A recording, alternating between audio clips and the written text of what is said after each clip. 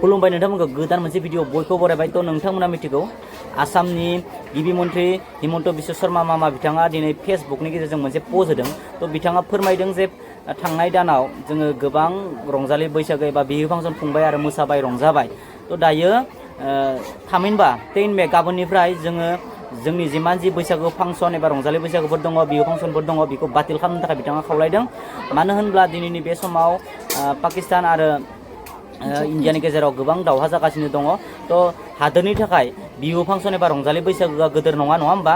थ' बेनिखायनो हिमन्त मामाया बेखौनो फोरमायदों जे फैबाय थानाय जिथु गाबोननिफ्राय जिमान जि बिहु फांसन एबा रंजालि बैसागोफोर दंमोन बेखौ थाबैनो माने बातिल खालामनो होदों।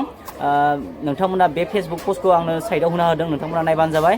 थ' बेनो जाबाय हिमन्त मामानि मोनसे फोसावनाय एबा रिकुवेस्ट खालामनाय बयनिसिमबो जाहाथे बिथांनि जिथु रिकुवेस्ट खालामनाय बेखौ जाहाथे मान होनानै गावबा गावनि जि एरियायाव थानाय जि रंजालि बैसागो एबा बिहु फांसनफोर दंमोन बेखौ जाहाथे बातिल खालामो।